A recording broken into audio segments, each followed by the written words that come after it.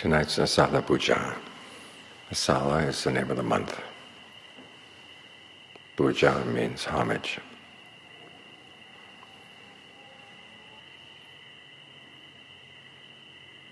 We're paying homage to events that happened on the full moon night of Asalha, the first year after the Buddha gained awakening.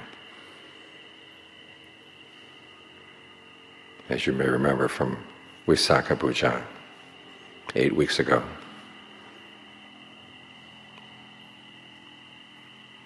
he gained awakening on the full moon day in May.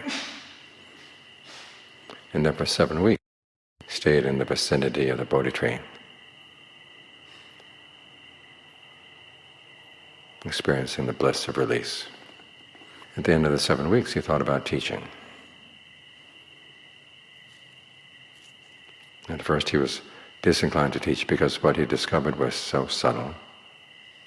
He was afraid that he'd teach and not get any results. And so he was inclined not to teach. The story goes that there was a Brahma, Sahampati, who read what was going on in the Buddha's mind and was really upset. Here he'd gone to all that trouble to become Buddha, and then was not going to teach what he had learned. So he came down from his heaven, got down on one knee and asked the Buddha please to teach, that there would be those who have little dust in their eyes and they would benefit from his teaching. So the Buddha contemplated again and realized that it was true, there would be those who would benefit, so he decided to teach. Then the question came, who would he teach first? He had started with 2 jhanas, who taught him formless jhanas. He thought of teaching them, but in each case he realized that they both passed away. It was too late. They'd gone into the formless realms where you can't go to teach because they're out of incommunicado, basically. So I thought of the 5 brethren. Prior to his awakening, he had gone through 6 years of austerities, and the 5 brethren had looked after him in hopes that if he would gain awakening through his austerities, they'd be the first that he would teach. But then when he realized the austerities were going nowhere, he would die without having gained the release he was looking for. Then he stopped to think, would there be another way? And he realized right concentration would be the right way, at least part of the way. But in order to get the mind concentrated like that, he needed more strength than he had. So he started eating food again. Their 5 brethren were disgusted with him and they left. They figured, oh, he's given up. There's no chance that he's going to gain awakening now. But it so happened that he was on the right path that led to his awakening the full moon in May. So he thought of teaching them. And he realized that they were in Sarnath, which is near Varanasi. So it took him about a week to walk there. The story goes they saw him coming from afar. And they said, oh, here's that lazy Gautama coming to see us. And so they decided that instead of following their old pattern of rising up to greet him and treating him with respect, they just set out some water. If he wanted to wash his feet, he could wash his feet. If he wanted to sit down, he could sit down. But they weren't going to show any special respect. But as he got close, they couldn't help themselves. They rose up, received his bowl, but still they addressed him as friend. And he said, this is not appropriate. You don't address an awakened being as friend. They said, how could you be awakened? You gave up on your austerities. He said, well, the austerities were the wrong way, but I have found the right way. Still they didn't believe him. Then he reminded them of his honesty. He said, have I ever made a claim like this before? And they realized, no, he hadn't. So they're willing to listen to what he had to teach. And he taught them the sermon that we chanted just now. He started out by saying that there were 2 ignoble extremes. One is the extreme of sensual indulgence, the other is the extreme self-torment, sort of torture, austerities. What he had found was the middle way, which was the Noble Eightfold Path. He listed the factors, and then he explained the first factor, right view, in terms of the 4 Noble Truths. And then he set out the wheel, that this sermon is named after, the wheel of Dhamma. And then in those days when you set out a table of variables and then went through all the different variables, It was called a wheel. We call it a table, they called it a wheel. You had the Four Noble Truths, and for each truth there were 3 levels of knowledge. One was the knowledge of the truth itself, the second was the knowledge of the duty appropriate to that truth. And then the third was the realization that he had completed that duty. As he said, when he had completed his duties with regard to all Four Noble Truths, that's when he realized he attained full awakening and he was no longer have any rebirth. His mind was released. Now 2 things happened after he gave that sermon. One was that while he was giving the sermon, the leader of the 5 brethren, Gundanya, gained what's called the Dhamma, at his first glimpse of the deathless. It's expressed, whatever is subject to origination is all subject to cessation. That's a formula that later gets repeated again and again and again. Every time anyone reaches stream entry, gains the Dhamma. That's how it's expressed. You have to think about what would induce that realization to appear in the mind. Because some cases it was in the minds of people who had already practiced a lot. In other cases, of people who hadn't practiced much at all. The idea of whatever subject to origination occurs to you when you found something that is not subject to origination. It's not created by any fabrications in the mind at all. That's the deathless. You realize that things that originated pass away. The deathless doesn't pass away. The other thing that happened at the end of the sermon was that the Deva set up the shout, that how the Dhammacakka had been set rolling, the Dhamma wheel had been set rolling in the world.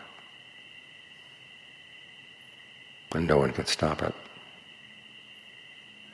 Because the wheel has another meaning in Pali as well, which means power, the range of one's power. The Buddha's power now is supreme over that of all the other teachers.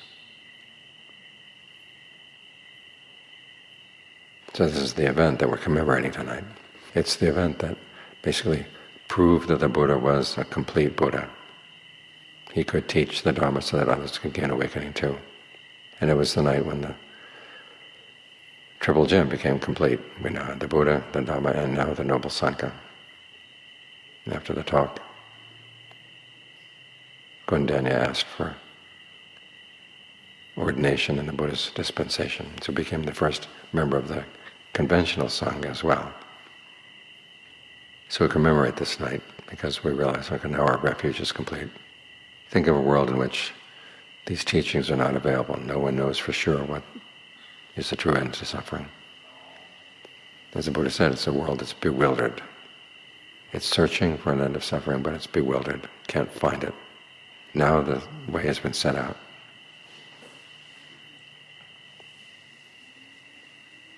So the question arises sometimes, often arises, why is it that people were able to gain the Dhamma and listening to the Dhamma? There's a passage where the Buddha explains. He says the 5 factors are necessary. One is that you don't despise the teacher. 2, you don't despise the Dhamma. 3, you don't despise yourself. In other words, you feel that you have the sense that you are capable of doing this. The 4th is that you apply appropriate attention. And the 5th is that you are single-minded. In other words, you listen to the Dharma talk, your mind doesn't wander off someplace else, you follow it, and then you apply appropriate attention, which means you look into your own mind. See, what is this talking about that's related to my own suffering, and to the possibility that I could put an end to it? You see elements of all of this in the story around the Buddha's teaching of his first sermon. First, he had to make sure that they didn't despise him, that his listeners didn't despise him. And secondly, he had to he asserted, because I found the Dhamma, and then he went on to say, and if you listen to what I have to say and follow in line with it, you too will find the goal, reach the goal. So he's asserting both that he was not to be despised and also that they shouldn't despise themselves. And then as he explained the Four Noble Truths, he's basically teaching, this is appropriate attention, this is how you look at things, this is how you look into your own mind. The First Noble Truth is, where is there suffering? Well, it's in the clinging. What do you cling to? You cling to form, feeling, perceptions, thought fabrications, consciousness. So Gandanya was following along. He looked at his own body, he looked at his own feelings and perceptions and fabrications and consciousness. Look at the way he was clinging to these things. This is the suffering. Suffering is not something that we simply receive. We're not simply on the passive receiving end of suffering. We're actually doing something. We're clinging. We're feeding off of these things. As the Buddha explained it another time, when we feed off them, they turn around and bite us. And why do we do that? Because of craving. The Buddha listed 3 kinds of craving: sensuality, for becoming, for non-becoming. Sensuality is your fascination with thinking about sensual pleasures. Becoming is when you take on an identity in a world of experience. We crave these things. We crave the pleasures, and so we crave the identity where we feel that we're capable of enjoying these pleasures and that we also will benefit from attaining them.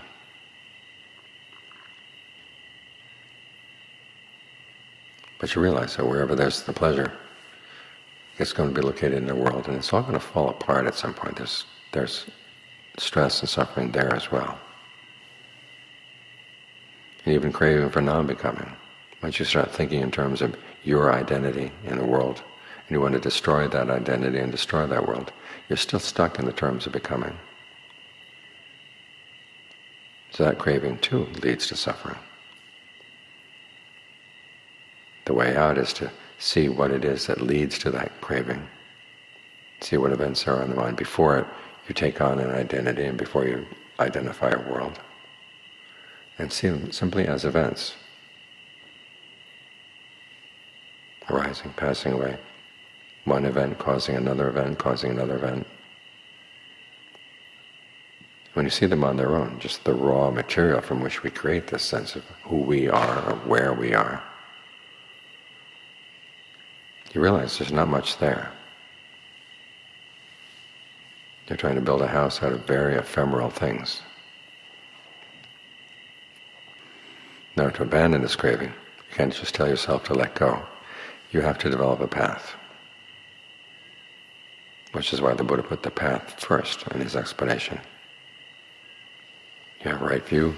Based on right view, you develop right resolve about how you're going to act in ways that don't involve sensuality, don't involve ill will, don't involve harmfulness. So first that applies to your actions, which is why right speech, right action, right livelihood are part of the path. And then you bring it directly into the mind. You look to see what in the mind is skillful and unskillful. You resolve to abandon whatever is unskillful, develop what's skillful. And to do that, you need mindfulness. To recognize what's skillful and recognize what's unskillful, and to remember what's worked in the past.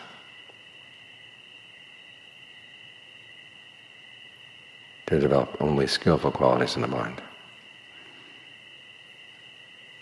As you stay focused, ardent, alert, mindful, stay in the body or feelings, mind, you get into right concentration, which the Buddha had already identified was part of the path. So these are the things that Gandanya was looking at in his mind. The text doesn't say precisely where the insight was, but he's able to see how his mind created suffering. And he was able to develop dispassion for that. And with dispassion, there came cessation. With cessation, there came release. Not full release in his case, but he let go enough to have his first taste of the deathless. It was because he was single-minded in watching what was going on in his mind.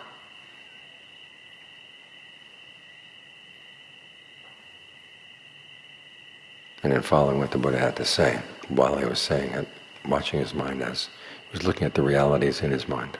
That's what enabled him to let go. So the Buddha provided part of it,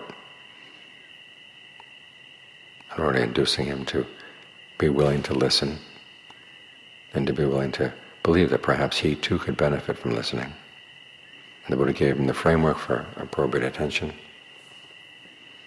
This is how you look at things, this is how you analyze what's going on in your mind. But Gundanya himself had to provide the single-mindedness that enabled him to see these things. So it wasn't just words going past him, but his mind was quiet enough so he could actually see when there were events going on in the mind. He didn't miss them. He saw what the Buddha was pointing to. The things that should be developed, he developed. Things that should be abandoned, he let go. So that's the lesson we learn.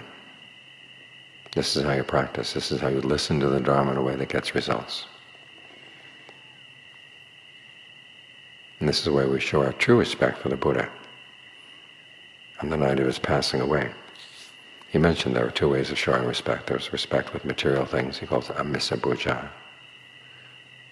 like we did just now with candles, flowers, and incense.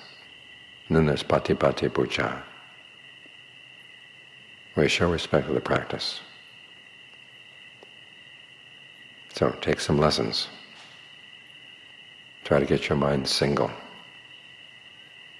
Look at it in terms of appropriate attention. Where is the stress? Where is the suffering? What are you doing to cause it? Don't look outside. It's by looking inside that we really see the Dhamma. That's what you can bring. That's what makes a difference. So it's important that when we remember events like this, we don't just think of them as interesting stories. The Buddha's awakening and the fact that he could teach the Dhamma, these were things that changed the world. And they should take central importance in our own lives. When we think about what is a good life to live, how to live a good life. The Buddha's giving the prime example. These events were so important that when the Buddha gained awakening, there was an earthquake. When he taught the Dhammacakka, there was an earthquake too. These were momentous events. We try to keep them momentous in our lives as they inform our practice.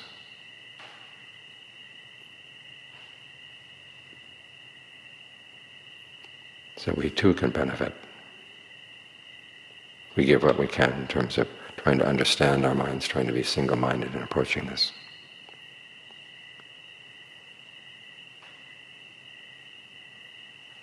As long as we have confidence that yes, we can do this.